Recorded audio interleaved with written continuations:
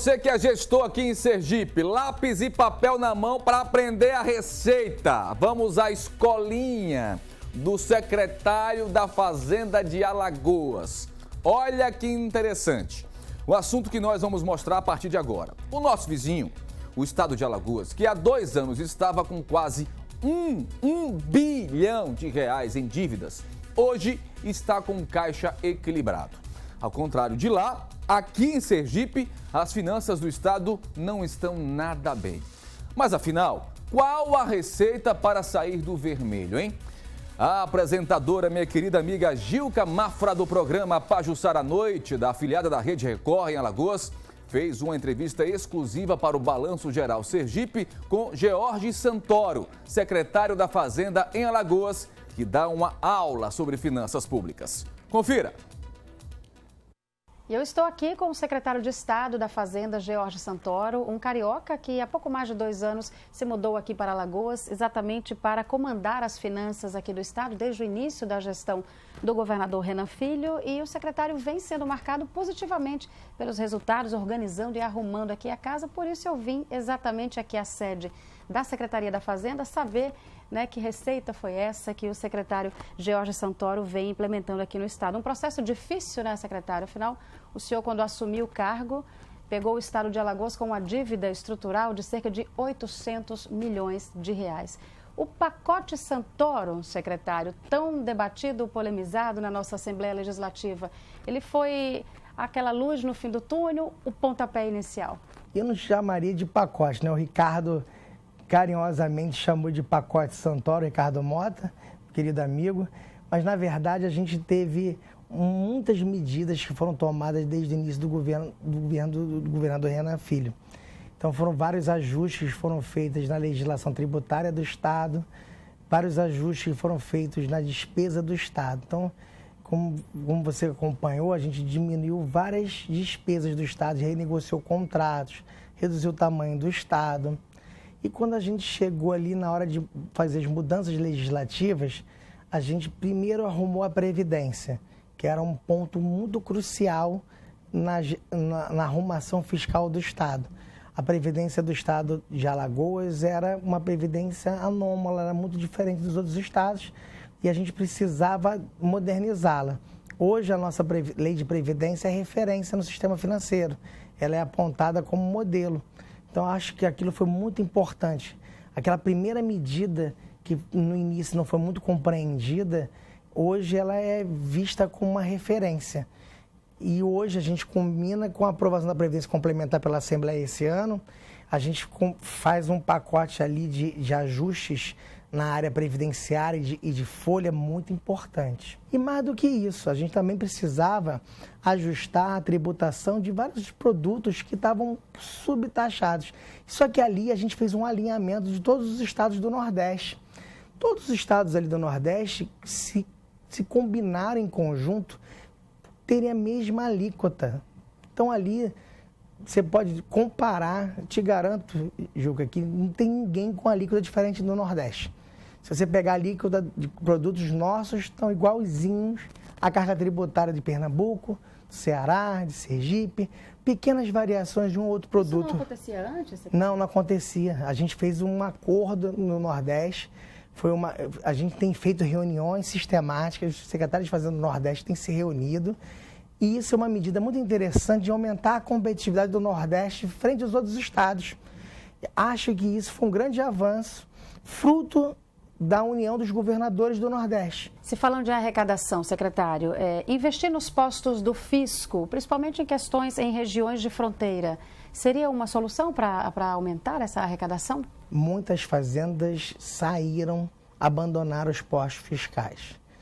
A gente discutiu muito isso aqui na Fazenda e a gente optou por um modelo de modernizar os postos fiscais e dar uma visão diferente para eles. Qual filosofia? Uma filosofia diferente. Não o posto como é hoje, parar todos os caminhões, olhar carga. Um por um, né? Não. A nossa ideia é fazer um trabalho de mineração de dados e a gente fez uma parceria com a Universidade Estadual aqui de Alagoas, a UFAL, em que a gente está chamando do projeto do cálculo automático. O que é isso?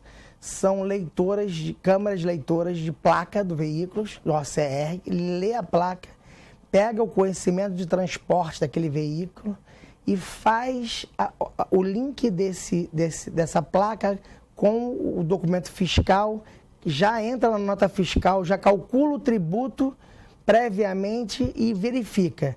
O tributo está pago? Está pago, o caminhão vai passar direto. Não está pago, o caminhão vai parar. E aí vai calcular a diferença e já vai emitir automaticamente a guia. O caminhoneiro vai ter poucos minutos no posto para pagar a diferença. Acelera muito o processo. Vai acelerar demais o processo e a gente também aderiu a uma coisa chamada Canal Verde, que é um protocolo que começa lá no Rio Grande do Sul e vai até Pernambuco. As transportadoras que participarem desse projeto, e que é chamado Brasil ID, elas vão passar desde o Rio Grande do Sul até Recife, sem parar em nenhum posto fiscal, que elas vão recolher previamente o tributo. Então, também é um outro ganho de agilidade. Isso são ações que serão implementadas? A gente já aderiu ao protocolo, já vai estar no projeto desses novos postos fiscais, dessas reformas, nós estamos implementando. E esses sistemas estarão prontos até meados do próximo ano. E cobrar principalmente dos maiores devedores, né? Devedores milionários. A gente sabe que é uma tarefa difícil, né? Como fazer esse tipo de trabalho e também conseguir arrecadar esse dinheiro? A gente conseguiu no ano passado, no final do primeiro ano de governo, a gente celebrou um convênio com os cartórios, né? De fazer os protestos, né? Eu acho que isso é uma maneira eficaz de você conseguir fazer execução fiscal sem ter o litígio judicial. Também aprovamos uma lei muito importante, que a gente procura nessa lei coibir os devedores contumazes.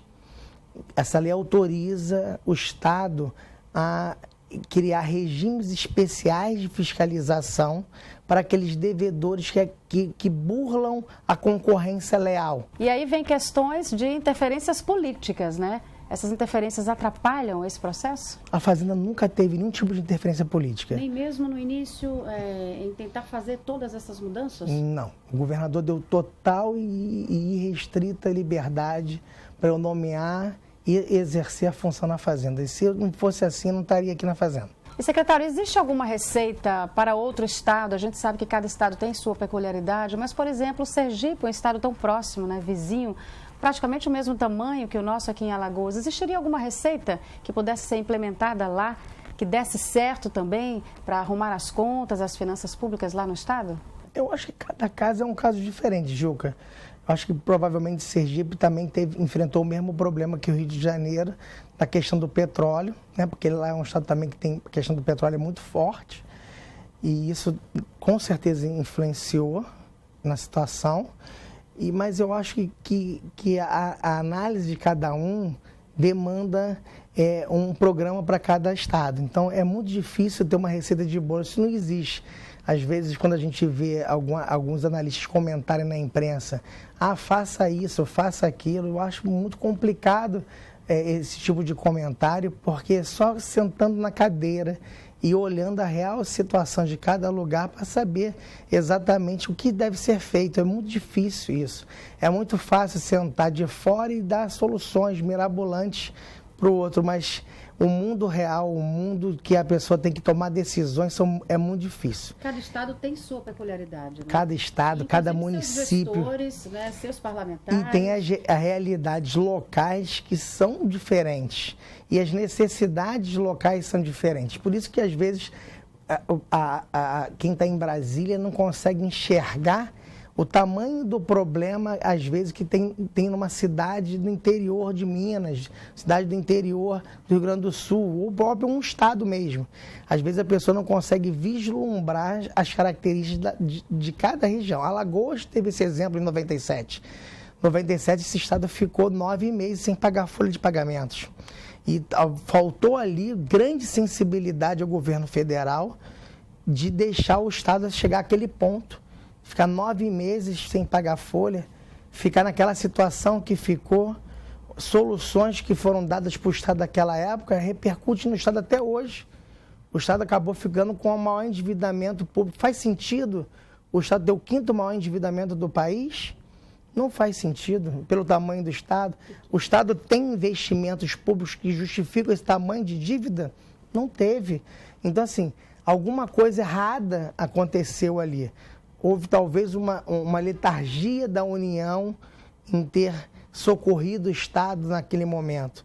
Então, essas coisas tem que ter muito cuidado nessa gestão. Eu acho que naquele momento a gente não tinha uma LRF em 97, a LRF só foi sair em 2000. Então, esses mecanismos públicos para limitar muito, né? só surgiram depois. Então, o Brasil evoluiu muito de lá para cá. E eu acho que a transparência pública ajuda muito. O controle social acaba a população tendo uma participação decisiva nesses mecanismos. E a própria imprensa tem acesso também aos portais de transparência, essas coisas. O controle social acaba minimizando esse tipo de problema. Secretário, obrigada por essa participação especial aqui para o Estado de Sergipe. Agradeço e parabenizo o senhor pelo trabalho, que venham mais números sucessos aí ao longo aí da gestão, tá bom? Obrigada. É isso, então eu volto com você, Tiago. Obrigado, Gilca. Olha, anotou, tomou nota, aprendeu, assistiu. Se não assistiu, corre lá no A8, daqui a pouquinho você vai ver na íntegra mais uma vez aí a entrevista, tá certo? Ou então, produção, prepara aí uns meia dúzia de DVDs, tem endereço certo, viu?